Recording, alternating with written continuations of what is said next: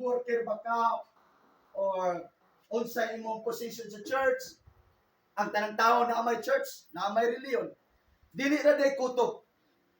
Ang pagpangalaga ni sa Ginoo, una labaw sa tanan, gidinay na nimo ang imong self. Muna si Pablo. For to me to live is Christ. Si Kristo na. Kaya nga naman, mao man eh. Kaya kung walay Kristo ning atong kinabuhi karon, mamatay ra ba gyud ta? Dili ta kaapil sa unang pagkabanhaw. Kaya ang unang pagkabanhaw makaigsunan, gisgutan sa Tesalonica, munang adlaw sa gitawag the blessed hope. Unang mabanhaw katong nagtuo kang Kristo. Amen. Ang unang mabanaw katong nagtuo kang Kristo, ang buhi natang anang panahona, sa gawon man, makikuban kaniya sa walay katapusan. So, ang unang banhawon, nganong banhawon man ta? Muna'y pangutana. Tungod bigi kay naa si Kristo na to. Amen? Kay kung kita-kita lang, dili ta kapanganti kay sinners ta. Maunay hope sa tao. The ultimate hope sa tao, regardless of denomination, regardless of religion, the only guarantee that we can have hope in Christ is Christ Himself. Nga naa nato. Muna si Pablo, dili na akong nabuhi, apan si Kristo nang naa nato. The life that I live to the Son of God. So mauna rin ang pinaka-essential nato karong panahon na magkinabuhi ta nga naay Kristo. Nothing more, nothing less. Enough na nga na si Kristo nato. Supisente na nga na si Kristo nato. Kay si Kristo man ang grasya sa Dios. Philippians chapter 2. He is the grace nga gipadayag sa Father. Amen? Nasayod na taon sa grace. Gikan sa English nga meaning is unmerited. Meaning, wala dito na ning kamot aron ta maluwas. Tungod ra gyud ni sa grasya sa Ginoo. Amen? Salamat sa Ginoo nga ikaw na born again ka, na Christian ka, tungod kay somebody nag-share nimo sa gospel. O mituo ka, midawat ka kang Kristo. Mao ra nay pinaka-ultimate nga assurance nato.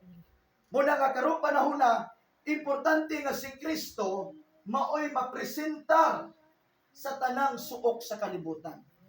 Gani ang indication sa last days, ingon si Jesus, when the gospel is being preached, the end shall come. Sa ito pa ang indikasyon na dahil sa last days, sadyang doon ay magwali na pulong sa Ginoo.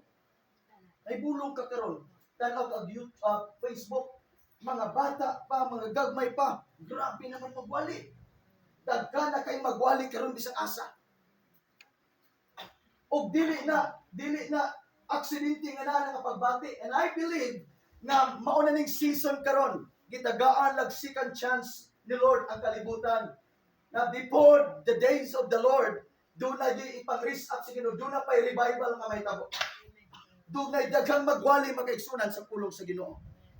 Kay matter pa sa 2 Peter, dili buot ang Dios nga malaglag ang tao. Amen? Apan ang matag usa, managkapot sa paghinulsol o magkinabuhi nga balaan ug matarong sa Dios. So kitang tanan gusto sa Ginoo gamiton niya. Gusto sa Dios nga ikaw gamiton niya to represent Christ Himself sa imong kinabuhi. Ikaw ang ambasador ni Christ. Ikaw ang messenger ni Christ. Aron ang tao na ay kasiguraduhan. Ang assurance sa tao si Kristo ra gyud.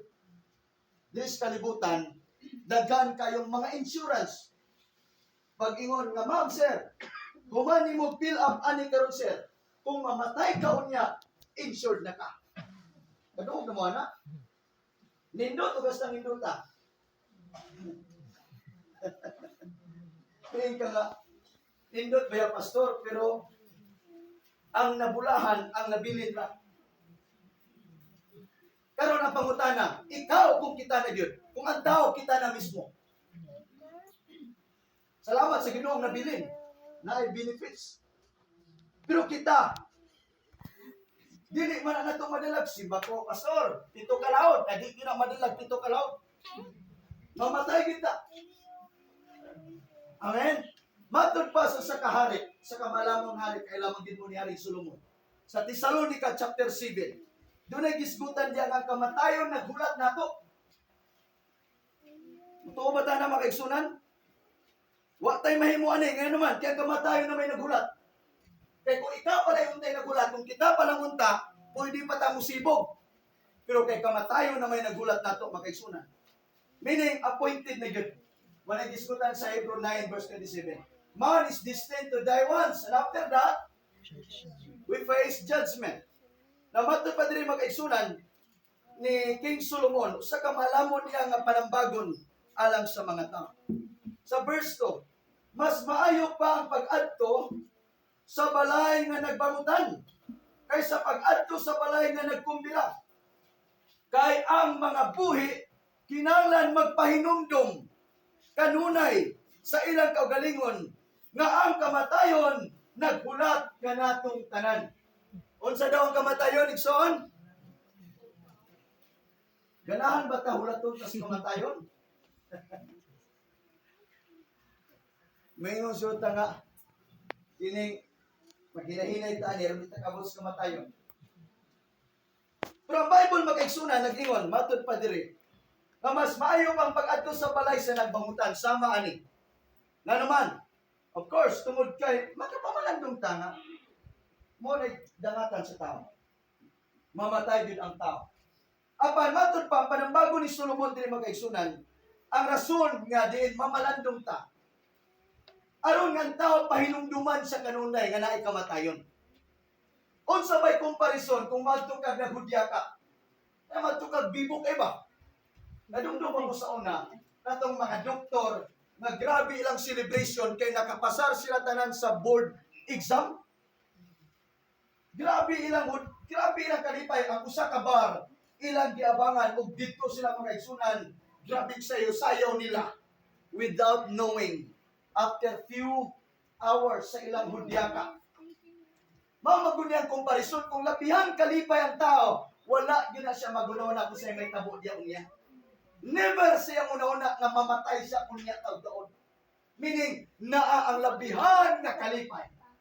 Pero suddenly, ang naitabo, samtang nagkalipay sila, na ay mibuto. I don't know kung ang ako nadumduman, mura gasol ang mibuto. Nagpanik sila. O na-stampede sila makigsunan. Halos sila nangahulog.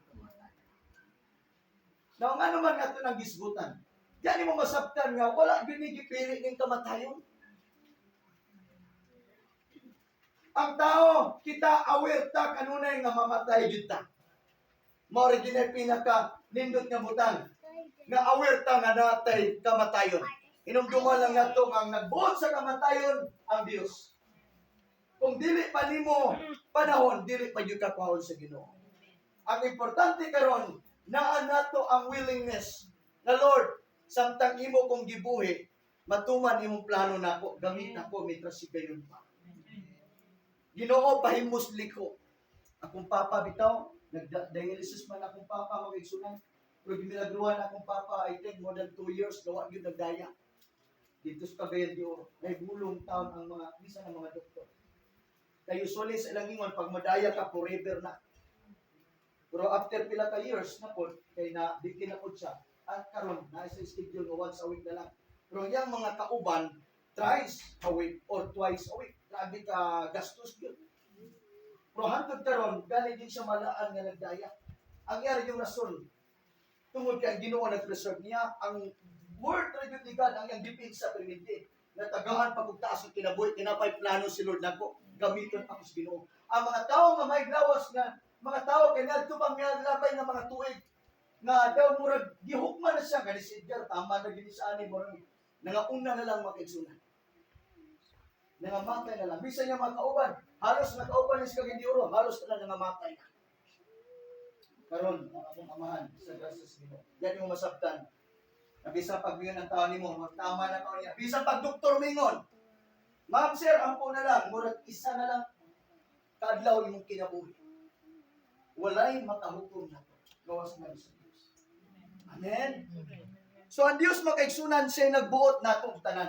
Ang gusto lang sa Diyos, ingon niya kita, kitagaan niya katungod kami mong anak, gusto niya nga makigrelasyon niya. Amen? Meaning, time to time, pwede na itong lipayod si Lord. Sa mga pag-ampo, sa pagbuhat o pagkamatarong, pagdaig kaniya, as a father. Relational ang father. Mo bitaw nga kita na ipag-ampok kay mao na itong conversation sa Ginoo. Mao na atong connection sa Ginoo. Aron nga kanunay ta makaigsunan na ay communion niya.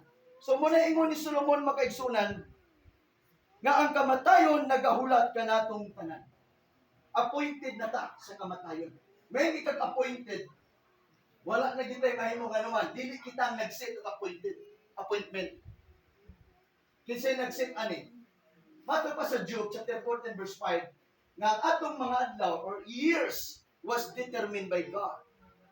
Naibala na sa Ginoo ang bulan, tuig nato.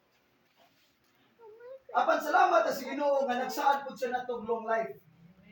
Sa Bible sa Psalm chapter 90, 70 ngadto sa 80. Grasya na lang yun. Ligon pa ka mabot pagka-80. Kung mulabas pagka-80, grasya na gyapon na sa Ginoo. As I've said nga ang kamatayon dili sa isyu. Ang isyu karon sa tao na mamatay ka nga wala kay saktong relasyon niya sa atong Dios. Kay anak man ta ang gusto sa Dios nagwaon na kaniya kay taman ra ka karon gusto sa Ginoo ko matud pa ni Jesus kung asa ko tuwa usab kamo. Amen. Amen. Ang saad sa Ginoo dadunta niya dito siyang gingharian. Kay dito sa langit pato pa sa Revelation wala na paghilang dito. Amen. Wala na kagulanan, wala na kamatay, wala na kasakit dito. Praise the Lord. Amen. Kung mamatay ang tao, mingon po ng tao, mas may mamatay, pastor, aron nga impas tanan. Adlo ka sa utang. How about ang utang na tos Ginoo? Maningil ra ba ang Ginoo? Nga naman, hukman mamunta. Amen. 2 Corinthians chapter 5, verse 10. Nang tanan mo atubang gayud sa hukmanan ni Kristo. O sila pagkahukman sumala silang binuhatan, dili sa yuta maayo ba o dautan. Di man ta perfect pero sa grasya sa Dios. Amen. Mabuhat nato ang iyang kabubuton. Masipyat mangaligda pero naatay tungod kay natay relasyon ug naa ang Espiritu Santo sa Dios nato. Nagtudlo ka nato in all things. He guide us. He comfort us. He lead us the way to place the Lord. And that's the Holy Spirit. Na kung masipyat ta, muhambol tas Ginoo Lord, pasaylo ako. Maunay relasyon sa Ginoo. Lahi man to sa una, siyo kadungdung pa ka sa una, wa pa ka sa Ginoo. Murag-wa naman nato ibiling makasalata. Para nato, murag okay ra kung makasalata. Kung makasalita, kasalata karon, okay ra pud makasala ugma. Nga naman, kay wa man tay relasyon sa Ginoo. But unlike today, the evidence that we have Christ, as well as the Holy Spirit is within us. He works within us.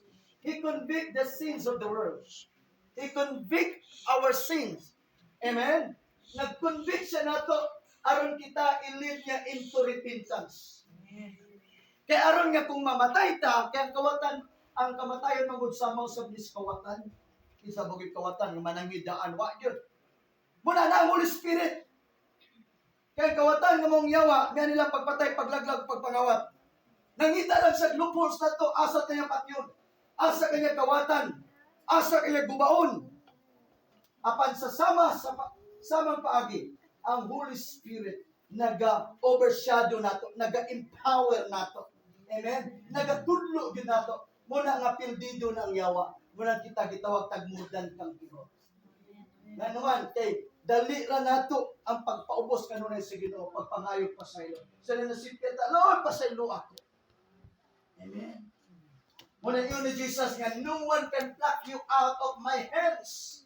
No one. No one can pluck you out of His hands. We are upheld by the right hands of the Father. Amen. Gigunitan to sa Ginoo. Muna yun ang Bible, fear not for I am with you. Not be dismayed for I am your God. I will strengthen you. Yes, I will uphold you with my righteous right hand. Di lang kita madyo. Kita madyo kamatayon. Magpagamit as Ginoo. Amen. Amen. Muna si Pablo, whether I live or I die to the Lord. Praise the Lord. Pagkanindot makaigsunan sa mga saad sa Dios atong kinabuhi. Inumduman nato ang pinakadakong benepisyo sa kamatayon ni Jesus. Ingon nga si Jesus namatay, ingon nga bayad, ransom, Kay kitang tanan sa mga napriso sa silda sa sala. Apan si Kristo naghatag nato og kagawasan. Siya ang gitawag ransom sa sala. Siya ang lukat, siya ang bayad mga igsunan aron kita makabaton og hingpit nga kagawasan. Amen. Mo na good news alang kanatong tanan. Og mao ni ang nakanindot sa diyang si Kristo namatay og nabanaw after 3 days, mo na assurance nato. Mo na sa Bible, the same power of Christ resurrection, same power will raise us up in the last days. Amen. The same power, mao ra pong gahom nga nagbanhaw ni Jesus gikan sa kamatayon. Mao ra pong gahom nga magbanhaw nato sa katapusang mga adlaw. O kana nga gahom usab na nga gahom nga nag-usab sa dagan sa atong kinabuhi. Praise the Lord. Kaya nasayod kita nga si Kristo gibanhaw,